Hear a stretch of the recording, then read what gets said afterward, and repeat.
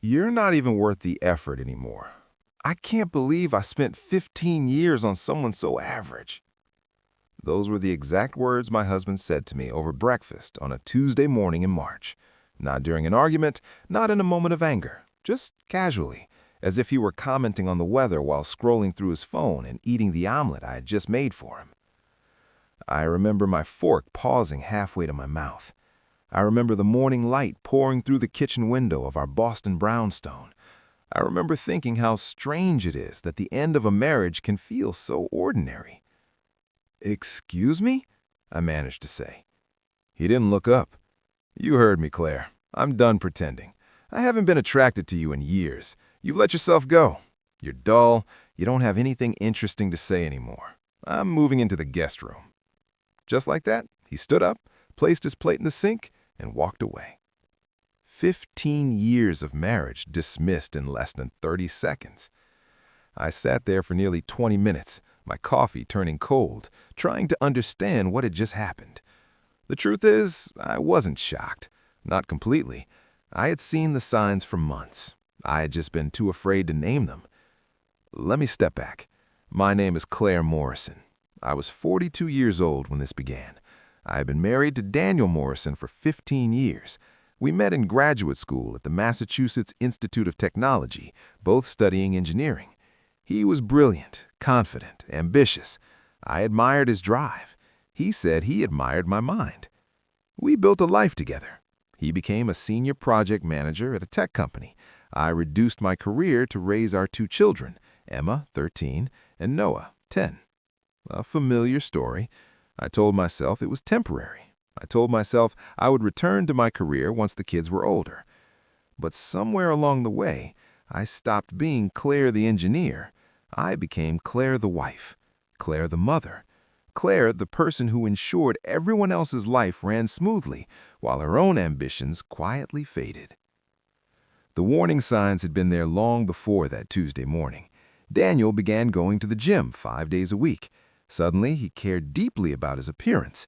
New clothes, expensive haircuts, a cologne I didn't recognize. He lost 20 pounds and looked better than he had in years.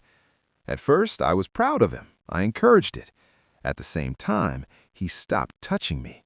It began subtly, a kiss on the cheek instead of the lips, pulling away from hugs, excuses when I initiated intimacy, too tired, too stressed, too busy. Then came the late nights at work, weekend emergency meetings, phone calls taken in another room, the way his face would light up when a text arrived, then immediately go neutral when he noticed me watching. I tried to talk to him several times. Each time he shut me down. He said I was paranoid. He said I was too needy. He insisted his job was demanding and that I should be more supportive. So I tried harder. I cooked his favorite meals again. I suggested date nights. I bought new clothes. I worked to be more engaging, more upbeat, more whatever he seemed to want. Nothing changed. He canceled plans at the last minute. He barely touched the meals I prepared. When he looked at me, there was something close to disgust. That morning, when he finally said what had been unspoken, something shifted. The confusion disappeared. I understood that this was not about me being enough. It had never been about me. I waited until he left for work. Then I did something I had never done before. I picked up his iPad, the one he always left at home, and I looked. Yes, I know, it's wrong to snoop. It violates trust, but so does 15 years of deception. The messages were all there. He had never bothered to create a separate password. Why would he? Mediocre Claire. Too foolish, he must have thought, to question him. Her name was Natalie Chen. She was 29 years old, a recent hire at his company. She had started 8 months earlier. The messages went back 7 months and 3 weeks. I read every single one. It took 3 hours. With each message, each photo, each explicit exchange, something inside me became clear and steady. They had been sleeping together for 7 months. He told her he loved her. He took her to the same restaurants we once visited together. He used our couple's massage gift certificate, the one I bought for his birthday, to take her to the spa. He told her I was cold, that our marriage had been dead for years, that he was only staying until the children were older. He told her she was everything I wasn't: passionate, exciting, young. He promised to leave me by the end of the year. But the most revealing message was this: I need to make sure everything is arranged properly first. The house is in both our names, and there are investments. I need to speak to someone about structuring it so I don't lose everything. He was planning his exit carefully, calculating how to leave me with as little as possible. While I made his breakfast, raised his children, and tried to save a marriage he had already ended, he was organizing his financial escape. I took screenshots of everything: every message, every image, every detailed plan about their future and his strategy to limit his obligations to me. Then I returned the iPad exactly where it had been. I made myself a cup of tea and began planning.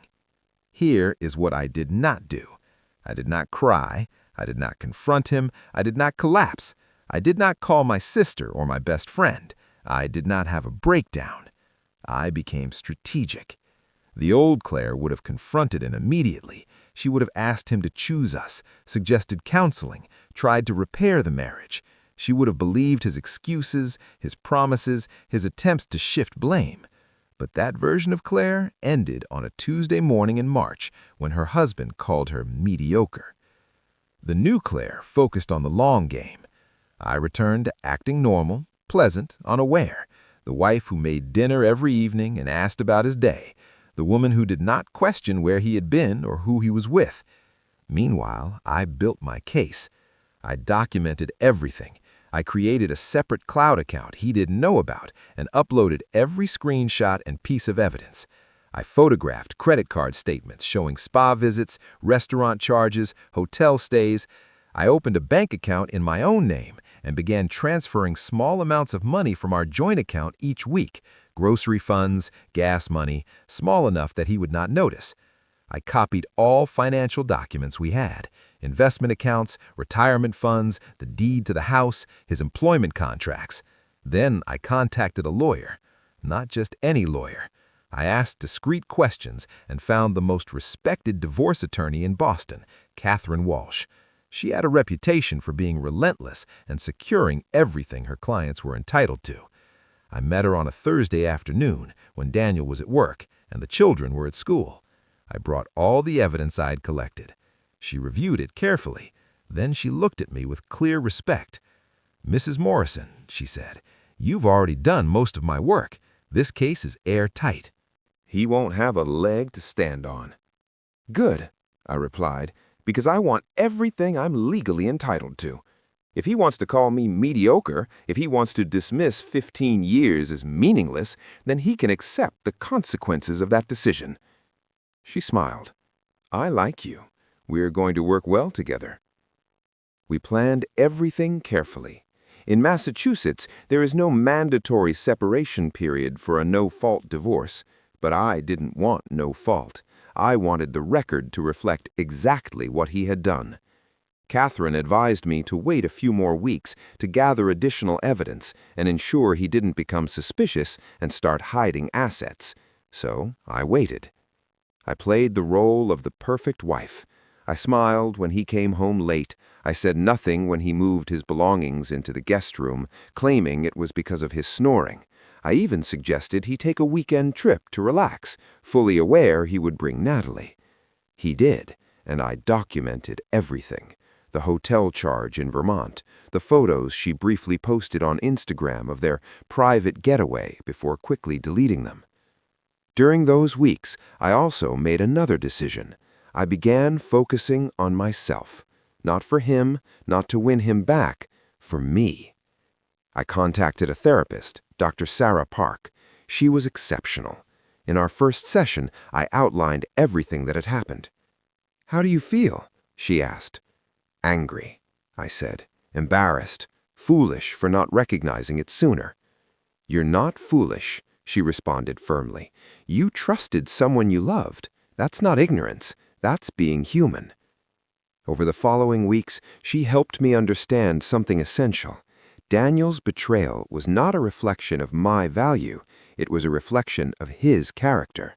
I could have been flawless in every respect, and he still would have acted this way.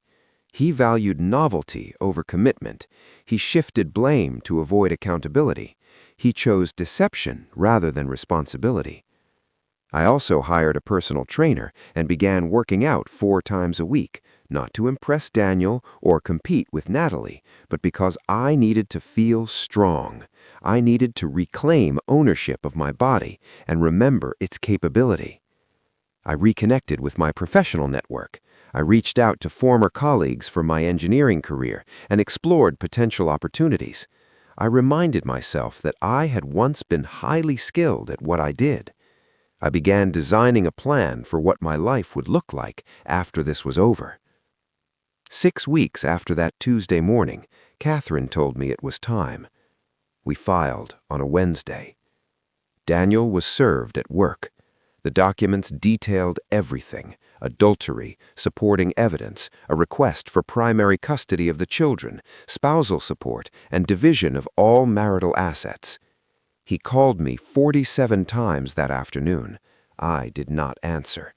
I was at Catherine's office, waiting. He came home that evening looking shaken.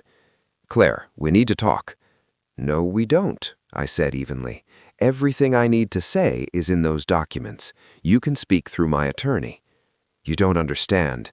"I understand completely. You've been involved with Natalie Chen for 7 months. You've been planning to leave while attempting to conceal assets. You've been dishonest for nearly a year. Did I leave anything out?" His expression drained of color. "How did you—" "Your iPad. You should have used a stronger password, or perhaps you assumed I was too mediocre and boring to ever check." I watched him process it: denial, anger, panic. "Claire, please, it was a mistake. It didn't mean anything. We can fix this." "No, we can't. You're correct about one thing. You wasted 15 years. Not the way you think. You had 15 years with someone who supported you, built a life with you, and cared about you. You chose to discard that for someone young enough to be impressed by job titles and expensive dinners. The kids will be fine. Unlike you, I prioritize their well-being over my ego. That's why I documented everything, including your efforts to reduce your financial responsibility to them. You can't take my children from me. I'm not taking them from you. You'll have visitation, but primary custody will be mine. You work 70 hours a week, and you're in a relationship with someone they've never met. I am the stable parent. The court will recognize that." He argued, he threatened, he attempted to negotiate. I remained composed. Eventually he left, either to a hotel or to Natalie. It no longer mattered. An hour later, the children came home. I sat them down and explained that their father and I were divorcing. I told them it wasn't their fault, that we both loved them, and the only change would be that their father would live elsewhere. Emma, at 13, looked at me with unusual maturity. "Is he cheating on you?" I chose honesty. "Yes." She nodded. "I thought so. He's been different." Noah cried. I held him as he asked why. I told him I wished I had better answers. It was the most difficult conversation I've ever had, but I managed it because I was stronger than I had been 6 weeks earlier. The divorce process lasted 4 months. 4 months of legal disputes, negotiations, and Daniel attempting every strategy to pay less, keep more, and protect his image. But Catherine was exceptional. Each time he attempted something, she countered with documentation. Every false statement was challenged. Every hidden asset was uncovered. The turning point came when we discovered Daniel had used company resources for his affair. Company time, company credit cards for hotel expenses, even a company vehicle for a weekend trip. His employer had a strict morality clause. Catherine sent a detailed letter outlining the evidence. 3 days later, Daniel was terminated for cause. No severance, no unvested stock options. He lost his 6-figure position because of his own misconduct. The final settlement was reached in July. I kept the house. I received primary custody, with him having the children every other weekend. I was awarded 60% of the marital assets, including portions of his 401k and investment accounts. I received 5 years of spousal support, enough to return to school or live comfortably while rebuilding my career. He was ordered to pay child support based on his previous income, despite being unemployed. Natalie ended the relationship 2 weeks after he lost his job. Apparently, a 45-year-old unemployed man living in a studio apartment was less appealing than a successful project manager with disposable income. That outcome, however, was not the real victory. The real victory came afterwards. While Daniel struggled to secure new employment and manage his legal expenses, I was rebuilding my life. I began consulting part-time for an engineering firm, using skills I had allowed to sit unused for over a decade. And I was very effective. Within 2 months, they offered me a full-time role as a senior consultant with a starting salary near 6 figures. I accepted. I continued therapy. Dr. Park helped me process not only the betrayal, but also the ways I had minimized myself over the years, the goals I postponed, the ways I made myself smaller to make Daniel comfortable. You spent 15 years being who he preferred. Now you get to discover who you truly are. And I did. I returned to painting, something I had loved in college but abandoned. I joined a local hiking group. I reconnected with friends. I traveled with my children to places Daniel had never wanted to visit. I became myself again. Not mediocre, not boring, simply myself. And it turned out I was far more interesting than I had been led to believe. Eventually, I began dating again. Not seriously at first, just coffee dates, casual dinners, testing the waters, reminding myself what it felt like to have someone look at me with interest instead of criticism. His name was Michael Torres, 44, a civil engineer, divorced, with 2 children of his own. We met at a professional conference in October. We started by discussing load-bearing calculations and somehow ended up comparing our favorite hiking trails. He asked me to dinner. I agreed. There was no drama, no excessive flattery, no rushing into anything, just 2 adults who had been through similar situations, moving slowly and getting to know each other with intention. On our 3rd date, he said, "You know what I appreciate about you? You're genuine. You're not trying to be anything other than who you are. It's refreshing." I almost cried. After 15 years of trying to be enough for someone who would never truly value me, here was a man who appreciated me exactly as I was. We've been together for 8 months now. It's healthy, it's respectful, it's partnership, not performance. The kids like him. They get along with his children. We're building something steady and real. No games, no deception. Meanwhile, Daniel is on his 3rd job since the divorce. He hasn't been able to keep one. He's been let go repeatedly for performance issues, which likely has something to do with the fact that much of the Boston tech community knows what happened. Professional circles are small. When you're terminated for cause due to an extramarital affair involving company resources, people remember. He tried dating again. Natalie was not the only younger woman who lost interest once his circumstances changed. It turns out that when you're unemployed and resentful, the appeal fades quickly. The last I heard, he's dating someone closer to his own age who doesn't tolerate his behavior. I hope she receives a better version than I did, though I have my doubts.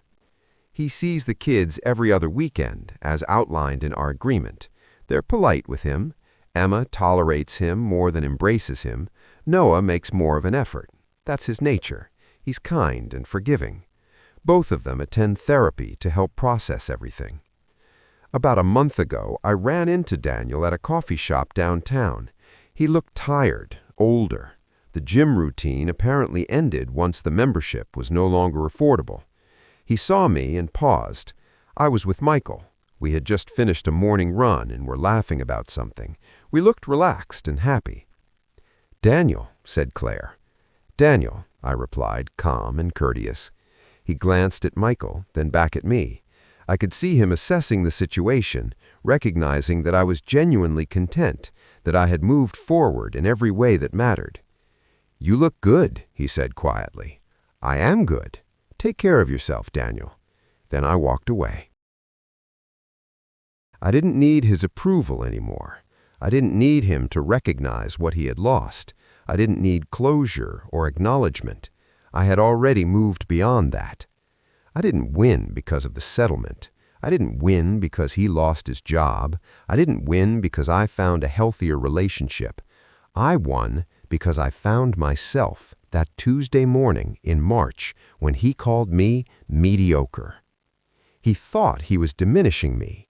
He believed he was defining my worth. Instead, he released me.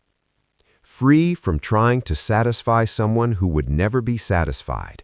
Free from minimizing myself to meet his expectations. Free from a marriage that had slowly eroded who I truly was.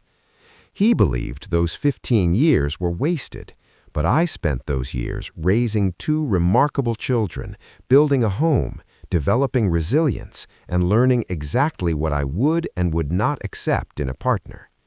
When it ended, I didn't collapse. I became strategic. I became stronger. I claimed what I deserved. People sometimes ask if I'm angry, if I hate him for what he did. Honestly, I don't. I'm grateful.